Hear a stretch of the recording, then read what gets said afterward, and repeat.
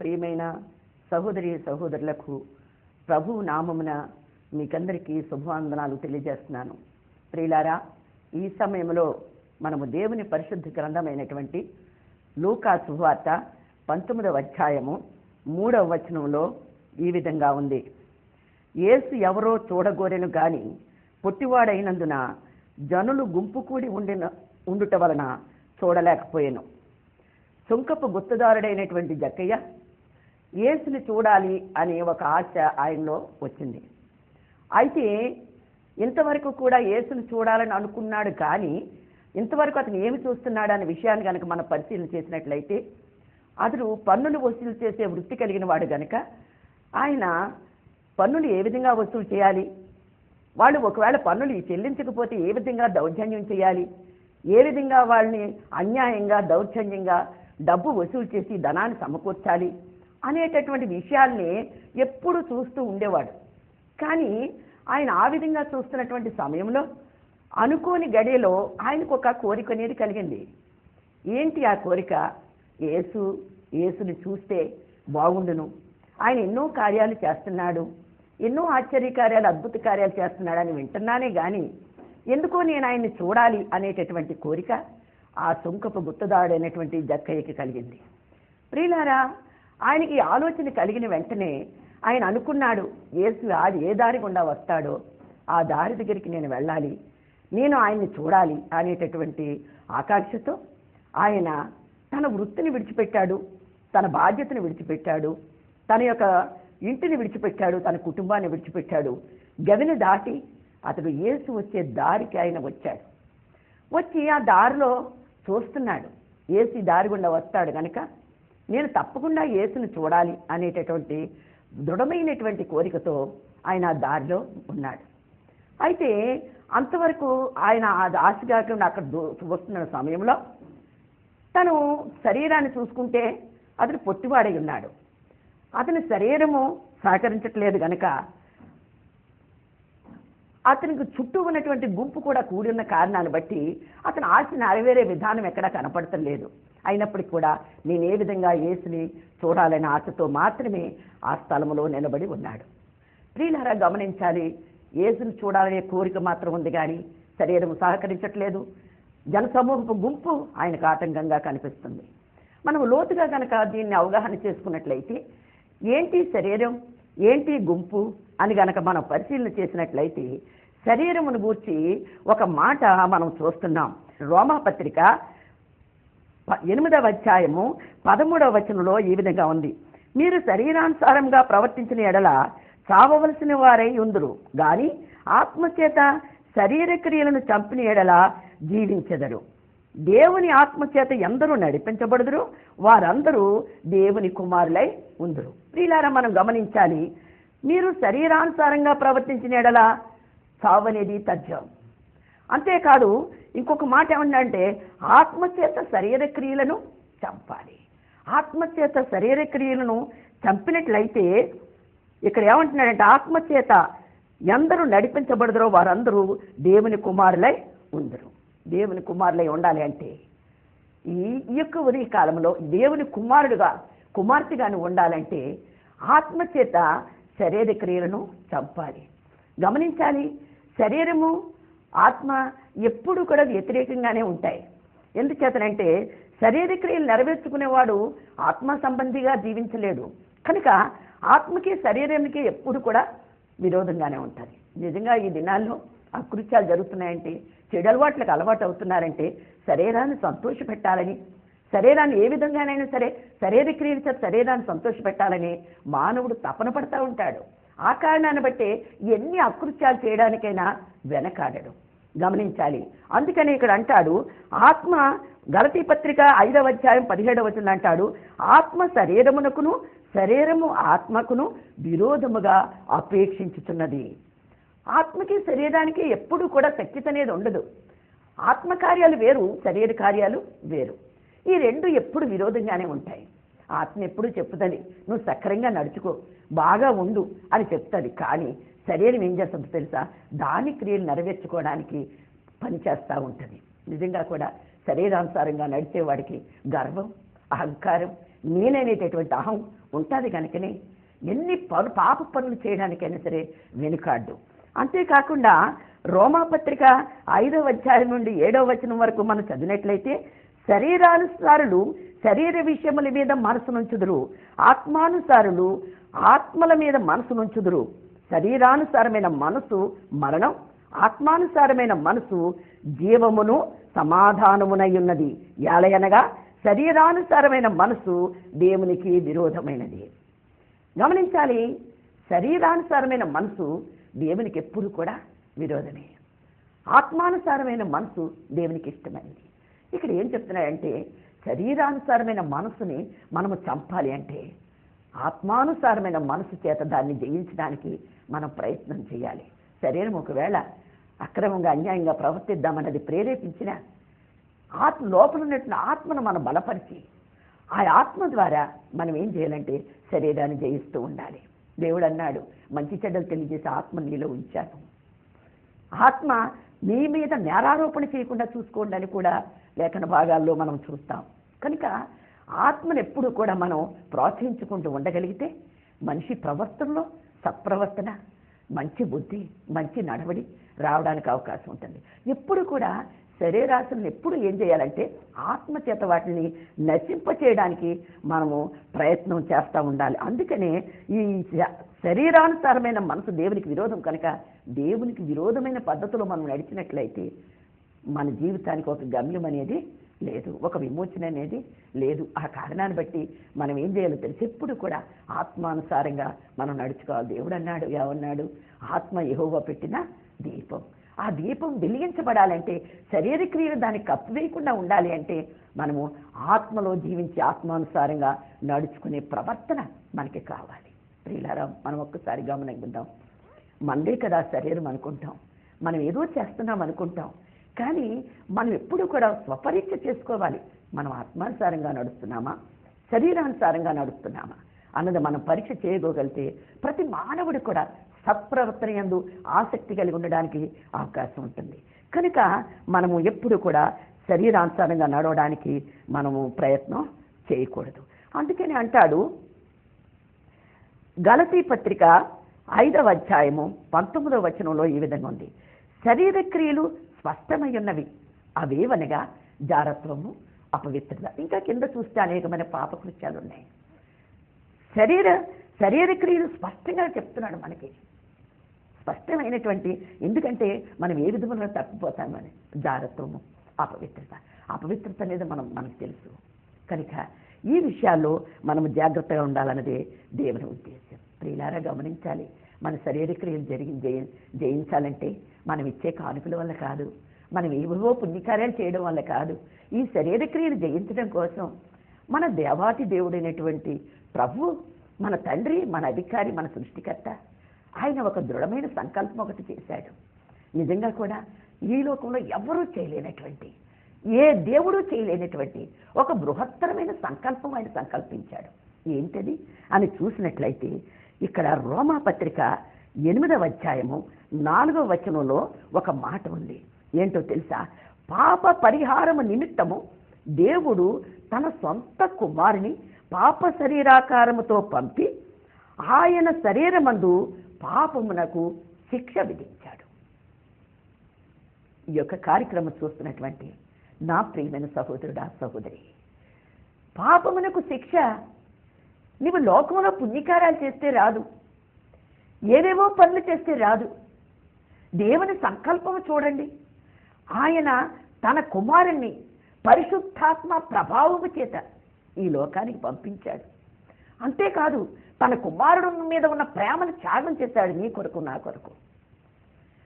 పాప శరీర ఆకారముతో పంపించి ఆయన శరీరమందు మన పాపానికి శిక్ష విధించాడు. నువ్వు నమ్మగలవా ఈ మాట? క్రైస్తవుడిగా ఉన్నావంటే కారణం ఏంటో తెలుసా? క్రైస్తవ మతం కాదు, ఇది ఒక మార్గం. పాప ప్రక్షాళన పరిశుద్ధుని శరీరంలో జరిగిందని నమ్మి మనం ఆయన వెంబడించటమే క్రైస్తవ్యం. కనుక పాపానికి శిక్ష ఎక్కడ జరిగిందంటే దైవ కుమారుడు ఆయన శరీరంలో మన పాపానికి ఆయన శిక్ష విధించాడు. ఇది నువ్వు నమ్మాలి. కనుక నీవు క్రైస్తవురాలుగా ఉండగొన్నట్లయితే నీ జన్మ కర్మ పాపాలకి శిక్ష ఒక పరిశుద్ధుడైనటువంటి క్రీస్తు శరీరములో జరిగింది అని మనం నమ్మగలిగితే తప్పకుండా దేవుని బిడ్డలుగా మనం ఉండడానికి ఆస్కారం ఉంటుంది. ఎలా జరిగింది ఈ విషయం అని చూసినట్లయితే ఒక మాట ఎఫెసీ పత్రిక 2వ అధ్యాయము 14వ వచనం నుండి మనం చదివినట్లయితే ఇక్కడ అంటాడు, ఆయనను మునుపు దూరస్తులైన మీరు ఇప్పుడు క్రీస్తు యేసునందు క్రీస్తు రక్తము వలన సమీపస్తులై ఉన్నారు అనగా ఆయన తన సమాధానమై ఉండి మీకును మాకును ఉండిన ద్వేషమును అనగా విరోధ రూపకమైన ఆజ్ఞ గల ధర్మశాస్త్రమును తన శరీరమందు కొట్టివేయుట చేత మధ్యగోడను పడగొట్టి మన ఉభయులను ఏకము చేసెను. ఇట్లు సంధి చేయుచు ఈ ఇద్దరిని తన యందు ఒక నూతన పురుషునిగా సృష్టించెను. తన శిలువ వలన ఆ ద్వేషమును సంహరించి తన ద్వారా ఇద్దరిని ఏక శరీరముగా చేసెను. ప్రియులారా, మానవుడు పాపము చేసి దేవునికి దూరంగా తిరుగుతూ ఉంటే దేవునికి మానవుడికి మధ్యన పాపపు గోడ అడ్డుగా నిలిచి వీళ్ళిద్దరి సంబంధాన్ని తెంచివేస్తే క్రీస్తు రక్తము వలన మనము సమీపస్తులము అయ్యాము. ఇంకొక విషయం గమనించాలి, ఆయన తన రక్తము వలన దేవునికి మనకి మధ్యనున్న అడ్డుగోడ ఛేదించబడింది అని కూడా మనం నమ్మాలి. అడ్డుగోడ తొలగించబడింది కనుకనే పాపము చేత మానవుడు దూరం అయిపోయాడు కనుక అతనికి సమీపస్తుడిగా చేయబడ్డాడు. మూడవ విషయానికి వస్తే శిలువ వలన ద్వేషమును సంహరించి దాని ద్వారా వీరిద్దరిని ఏక శరీరముగా చేశారు. గమనించాలి, ఇక్కడ ఒక క్రీస్తు యేసు యొక్క శరీరములో పాప శిక్షకు ప్రాయశ్చిత్తం అనుభవించబడుట ద్వారా దేవునికి మనకి తెగిపోయిన అనుబంధం, ఏ పాపపు గోడ అయితే అడ్డంగా ఉందో ఆ పాపపు గోడ పడగొట్టబడింది. అంతేకాదు, పాపపు గోడ ఎప్పుడైతే పడగొట్టబడిందో క్రీస్తుకి మనకి సమీపం అనేది ఏర్పడింది. క్రీస్తు సాన్నిధ్యానికి మనం వచ్చాం. సాన్నిధ్యానికి రావడం మాత్రమే కాదు, ద్వేషము సంహరించిన కారణము చేత ఆయనకి మనకి మధ్యన ఆ ఏక శరీరంగా ఉండడానికి అవకాశం ఏర్పడింది. ప్రియమైన సహోదరి సహోదరుడా, ఇంత గొప్ప త్యాగం దేవుడు చేశాడు కనుక మనము సమీపస్తులుగా ఉంటున్నాం. ఏక శరీరంగా మనం ఉండడానికి దేవుడు అవకాశం ఇచ్చాడు కనుక దేవుని సన్నిధిలో మనము ఆ విధంగా ఉండాలన్నదే ఆయన కోరిక. గమనించాలి, మొదటిగా చూసినట్లయితే శరీరం ఆటంకంగా ఉంది. శరీరాన్ని జయించడానికే యేసు ఈ లోకానికి వచ్చి మన పాపానికి ప్రాయశ్చిత్తం అనుభవించాడు. జక్కయ్యకి ఇంకొక ఆటంకమే ఉంది, జనముల గుంపు ఆయనకు ఆటంకంగా కనిపిస్తుంది. ఏంటి జనముల గుంపు? చాలామంది అంటారు, అయ్యా మా కులానికి ఒక కట్టుబాట్లు ఉన్నాయి, మా పారంపర్యంగా కొన్ని ఆచారాలు ఉన్నాయి, మా కట్టుబాట్లు మన ఆచారాలు మా కులం ఇవన్నీ కూడా గిరిగీసుకుని మేము ఆ లోపలే ఉంటున్నాం కనుక మేము బయటికి రాలేకపోతున్నాం. ఈ జనానికి ఉన్నటువంటి కట్టుబాట్లు, ఈ యొక్క ఆలోచనలు, ఈ ఆచారాలు ఇవన్నీ కూడా దేవుని చూడకుండా ఆటంకంగా ఉంటున్నాయి కనుక ఈ లోకంలో ఇవన్నీ కూడా మనకు ఆటంకాలే, కానీ లోకాన్ని కూడా మనం జయించాలి. ఇక్కడ అంటాడు రోమా పత్రిక 12వ అధ్యాయము 2వ వచనంలో, మీరు లోక మర్యాదను అనుసరింపక ఉత్తమమును అనుకూలమును సంపూర్ణమయ్యున్న దేవుని చిత్తమేదో పరీక్షించి తెలుసుకున్నట్లు మీ మనసు మారి నూతనమవుట వలన రూపాంతరము పొందుడి. ప్రియమైన సహోదరి సహోదరుడా, నీ కులానికి కొన్ని కట్టుబాట్లు ఉన్నాయనుకుంటున్నావా? నీ ఆచారాలు కొన్ని హద్దులు నీకు పెట్టినాయి అనుకుంటున్నావా? కానీ దేవుడు ఇక్కడ ఏం కోరుకుంటున్నాడు తెలుసా?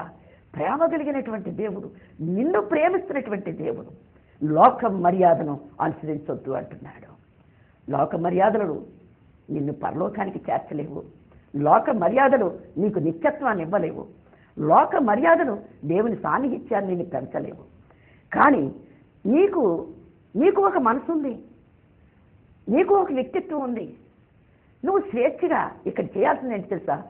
ఏది ఉత్తమమో, ఏది అనుకూలమో, ఏది సంపూర్ణమై ఉన్నదో దేవుని చిత్తం ఏంటో తెలుసుకోవడానికి ప్రయత్నం చేయి. దేవుని చిత్తం తెలుసుకుని నడవాలి. క్రైస్తవురాలుగా ఉండాలనుకుంటే దేవుని చిత్తానికి లోబడాలి. ప్రతి చిన్న విషయానికి కూడా ప్రభువా నీ చిత్తము నా పట్ల ఏంటి, నీ ఉద్దేశం నా పట్ల ఏంటి, నాయనా నా సేవలోను, నా కుటుంబంలోను, నా ఉద్యోగంలోను, నా పరిస్థితుల్లోనూ నీ చిత్తం ఏంటో నెరవేర్చు నాయనా అని దేవునికి నీవు అప్పగించుకోగలిగితే దేవుడే నీకు పరిపూర్ణమైన భరోసా ఇవ్వడానికి సిద్ధంగా ఉన్నాడు. కనుక మనము ఏది ఉత్తమమో, ఏది అనుకూలమో, ఏది సంపూర్ణమో మనము తెలుసుకోవాలంటే మన మనసు ముందు మారాలి. మారడం అంటే అర్థం ఏంటి? నీ కట్టుబాట్ల నుండి, నీ ఆచారాల నుండి, నీ కులం యొక్క పరిస్థితుల నుంచి నీ మనసును మార్చుకోవాలి. మనసు మారాలి. ఎందుకో తెలుసా? ఈ మనసు మారితే తప్ప, మనసు మారితేనే నీకు ఒక అర్థం, ఒక పరమార్థం. శరీరాన్ని అనుసరించి ఎంతకాలం ఉంటావో, లోకము యొక్క గుంపు మధ్య నువ్వు ఎంతకాలం నలిగిపోయినా నీ జీవితానికి ఒక వెలుగు అనేది ఉండదు. సత్యం గమనించు. అందుచేత నీ మనసు మారడం అనేది కావాలి. కనుక లోకాన్ని జయించడానికి యేసు ఏం చేశాడో తెలుసా? లోకస్తులందరూ కూడా అప్పటి వరకు ఆయన చేసిన ఆశ్చర్యకార్యాలు చూశారు, ఆయన చేసిన అద్భుత కార్యాలు చూశారు, ఆయన పెట్టిన రొట్టె ముక్కలు తిన్నారు, ఆయన చేసిన అద్భుత అహో బాగా చేశాడు దేవుడు, ఈయన అలా చేశాడు ఇలా చేశాడు అని అన్నారు. కానీ అదే జనం ఆయన పాపానికి ప్రాయశ్చిత్తం అనుభవిస్తూ శ్రమ పడుతున్నటువంటి దినాన చుట్టూ చేరి వాళ్ళందరూ ఏమన్నారో తెలుసా? హేళన చేశారు, గేలి చేశారు, అవమానపరిచారు. ఆయన్ని కనరాని మాటలతో అపహాస్యం చేస్తూ, గేలి చేస్తూ ఆయన చుట్టూ మూగారు. వీరే జనం. నువ్వు జనసమూహము నుండి, లోకము నుండి జయించాలన్న ఉద్దేశంతో లోకస్తులు పెట్టిన ప్రతి ఇబ్బందిని కూడా ప్రేమపూర్వకంగా సహించాడు. ఆయన శరీరం మీద శిక్ష అనుభవిస్తుంటే ప్రేమపూర్వకంగా చూశాడు. లోకస్తులందరూ అవమానపరుస్తుంటే కూడా ఆయన మౌనంగా నోరు తెరవకుండా నిన్ను లోకం నుంచి జయింప చేయాలని ఆయన చూశాడు. ఇంత గొప్ప దేవుణ్ణి నువ్వు నిర్లక్ష్యం చేయొద్దు. కనుక ఒక్కసారి ఆలోచించి చూడు. నీకు ఒక వ్యక్తిత్వం ఉంది కనుక ఆ వ్యక్తిత్వం కలిగిన మనసుతో నువ్వు ఆలోచించు. జక్కయ్య అయితే అక్కడ ఉన్నటువంటి తన శరీరాన్ని చూడలేదు, అంతేకాదు తన గుంపును చూశాడు. ఈ రెండూ చూసినప్పుడు అతనికి ఏమైందో తెలుసా? ఎలాగా? ఇంకా కింద నేను చూస్తే నాకు ఒక పరిష్కారమే దొరకదు, నేను పైకి చూడడం ప్రారంభిద్దాం. వీళ్ళందరూ ఈ జనసమూహానికి, నా శరీరానికి పైగా నా చూపు వెళ్ళాలి, నేను పైకి చూస్తే ఏమైనా పరిష్కారం దొరుకుతుందేమనుకుని పైకి చూడడం ప్రారంభించాడు. అందుకని కొలస్సీ పత్రిక 3వ అధ్యాయం 2వ వచనం అంటాడు, పైనున్న వాటి మీదనే, భూ సంబంధమైన వాటి మీద మనసు పెట్టద్దు. పైనున్న వాటి మీదనే కానీ భూ సంబంధమైన వాటి మీద మనసు పెట్టద్దు. దేవుడు చెప్తున్నాడు, నువ్వు పైనున్న వాటినే చూడు. భూ సంబంధంగా నీకు ఎన్నో కనిపిస్తాయి, అవి నిన్ను ప్రలోభం పెడతాయి తప్ప నీకు పరిష్కారాన్ని ఇవ్వవు. కనుక నువ్వు పైనున్న వాటి మీదే నీ మనసు పెట్టమని దేవుడు కోరుకుంటున్నాడు. గమనించారా? దావీదు ఏమంటున్నాడో తెలుసా? దావీదు ఒక మాట అంటున్నాడు, నేను కొండల తట్టే నా కన్నులు ఎత్తుతున్నాను. కొండల తట్టు నా కన్నులు ఎత్తుతున్నాను, నాకు సహాయము ఎక్కడి నుంచి వస్తుంది? కొండల దగ్గర నుంచే వస్తుంది. ఎందుచేత? సర్వసృష్టికి ఆధార సంభూతుడైనటువంటి యేసు, సమస్త మానవాళికి ఉపకారం చేసేటటువంటి యేసు, ఆకాశము మీద సింహాసనాసీనుడై ఉన్నటువంటి తండ్రి, మన ఆశలు తీర్చే తండ్రి. అందుచేత దావీదు అంటున్నాడు, నాకు కష్టం వచ్చినా, నాకు ఏదొచ్చినప్పటికీ కూడా నేను భూ సంబంధంగా చూడటం లేదయ్యా, నేను నా కొండలు తట్టి నా కన్నులు ఎత్తుతున్నాను అంటున్నాడు. అంతేకాకుండా కీర్తనలు 34వ అధ్యాయం 5వ వచనంలో అంటాడు, వారు ఆయన తట్టు చూడగా వారికి వెలుగు కలిగెను, వారి ముఖములు ఎన్నడను లజ్జింపకపోయెను. వారు ఆయన తట్టు చూడగా వారికి వెలుగు కలిగెను, వారి ముఖములు ఎన్నడను లజ్జింపకపోయెను. ప్రియులారా, లోకంలో ఏ సమస్య గురించైనా మనం చూసినప్పుడు అవి నెరవేరకపోతే మనకు సిగ్గు, అవమానం. కానీ ఇక్కడ కీర్తనకాడు ఏమంటున్నాడు తెలిసి, పైకి చూశాను, వెంటనే వెలుగు వచ్చేసింది, ఇంకా నా పరిస్థితుల వల్లనే సిగ్గుపడే పరిస్థితులన్నీ నాకు దూరం అయిపోయినాయి అంటున్నాడు. నీకొద్దా ఈ భరోసా? నీకు తప్పకుండా ఈ యొక్క వాగ్దానం నీకు కావాలి. అందుచేత ఆయన కొండల తట్టు చూశాడు కనుకనే, పైకి చూడడం ప్రారంభించాడు కనుకనే జక్కయ్య ఏం జరిగిందో తెలుసా? మేడి చెట్టు ఒకటి కనిపించింది. అది సజీవమైనటువంటి చెట్టు. మేడి చెట్టు గురించి చరిత్రలో ఏముందంటే, ఆమోసు గ్రంథకర్త ఆ యొక్క మేడు పళ్ళు తిన్నాడట. అంటే ఒక ప్రవక్తకి పళ్ళునిచ్చినటువంటి చెట్టు అది. అంతేకాకుండా దాని గురించి ఇంకొక విషయం ఏముంటుందంటే, రహదారులకి ఇరుప్రక్కల కూడా నీడనివ్వడానికి కోసమని ఆ చెట్లు పెంచేవారు అంటాడు. కనుక అవి నీడనిచ్చే చెట్లని చెప్పచ్చు. ఇంకో చోట పాలస్తీనా దేశంలో ఈ మేడి చెట్లు ఎక్కువ ఉన్నాయి. పాలస్తీనా అంటే ప్రతిష్ఠితమైన దేశం. అది యెరూషలేములో ఉంది. అంతేకాదు ఆ యెరూషలేము దేవుడు కోరుకుంటున్నాడని కూడా చెప్తారు. అంటే సో ఈ మేడి చెట్టు దేవుడు కోరుకున్న ప్రదేశంలో ఉంది. చాలామంది యెరూషలేము వెళ్ళినటువంటి యాత్రికులు చాలామంది ఏం చెప్పారంటే, మేడి చెట్టు, చెక్క ఎక్కిన మేడి చెట్టు ఇంకా బ్రతికే ఉంది అంటున్నారు. అంటే ఇన్ని సంవత్సరాలు బ్రతికిన చెట్టు ఇంకా ఎన్ని సంవత్సరాలు బతుకుతుందో, అసలు దానికి మరణం ఉందో లేదో తెలియదు. అలాంటి చెట్టు కనిపించింది జక్కయ్యకి. కనిపించిన వెంటనే ఆయన ఏం చేశాడో తెలుసా? ఆ చెట్టును ఎక్కడం ప్రారంభించాడు. ఆ చెట్టు ఎక్కాడు. చక్కగా ఎక్కి చూస్తున్నాడు, యేసు ఎప్పుడు వస్తాడా, ఎప్పుడు వస్తాడు, ఎప్పుడు నేను యేసుని చూడాలని. యేసుని చూడాలని అనుకున్నాడు, కానీ యేసు నన్ను చూస్తున్నాడన్న విషయం గమనించలేదు ఆయన. చెట్టు ఎక్కినటువంటి జక్కయ్యని యేసు గమనించాడు. యేసు గమనించాడు కనుకనే ఆయన ఏం చేశాడో తెలుసా? ఆగాడు. ఆగడమే కాదు, జక్కయ్య నేను నీ ఇంటికి రావాల్సి ఉన్నది. ఎప్పుడైతే యేసు ఈ యొక్క ఆగాడో చూశాడో జక్కయ్య వెంటనే గబగబా దిగాడు. గబగబా దిగి కనుక యేసుని చూసిన వెంటనే యేసు అన్నాడు జక్కయ్య నేను నీ ఇంటికి రావాలన్నాడు. ఎప్పుడైతే యేసు మాట వెళ్ళిందో, ఎప్పుడైతే యేసు చూపు జక్కయ్య మీద పడిందో వెంటనే జక్కయ్య కిందకి దిగాడు.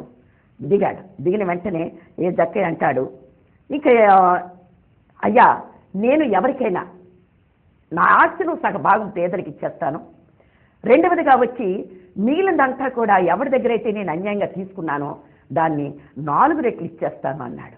ఈ పరివర్తన ఎందుకు వచ్చిందని చూసినట్లయితే యెహెజ్కేలు 33:14 అంటాడు, అతను తన పాపమును విడిచి నీతి న్యాయమును అనుసరించుచు కుదువ సొమ్మును మరల అప్పగించదను, తాను దొంగిలిన దాన్ని మరల ఇచ్చివేయుదును, పాపమును జరిగినందున జీవనాధారము కట్టలను అనుసరించిన ఎడల అతడు మరణము నొందక ఆవశ్యంగా బ్రతుకున్నాను.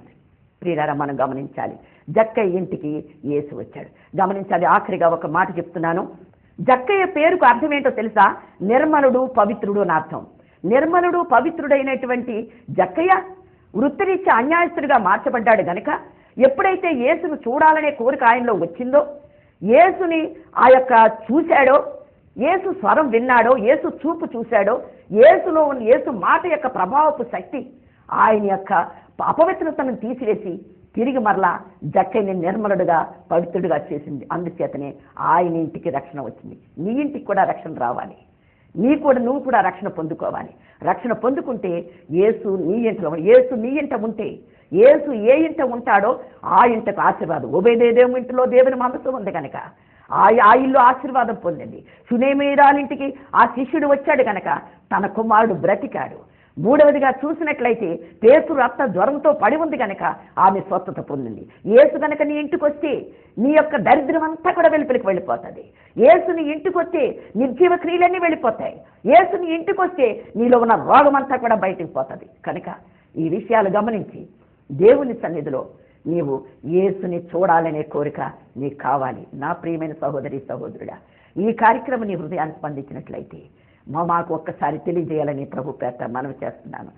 మన నిర్మలుడు, పవిత్రుడైనటువంటి జక్కయ్య వృత్తిరీత్యా అన్యాయస్తుడిగా మార్చబడిన చూడాలనే ఒక కోరిక యేసును చూసిన తర్వాత, యేసు మాట విన్న తర్వాత, యేసు స్వరం విన్న తర్వాత ఆయన హృదయం మారిపోయి లోపల ఉన్న అన్యాయం అంతా వెలుపలికి వచ్చి అతడు పవిత్రుడిగా, నిర్మలుడిగా మార్చబడ్డానికి అవకాశం ఉంది.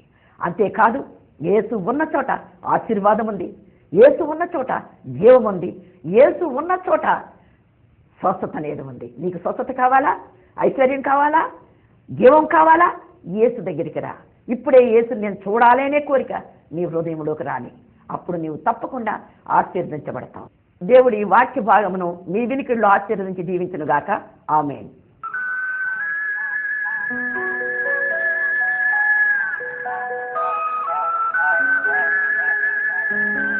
చేద్దాం. మమ్మల్ని మిక్కిలిగా ప్రేమించిన మా యేసు నీకు వందనాలు స్తోత్రం చెల్లించున్నాను. జక్కయ్య యేసును చూడగోరాను.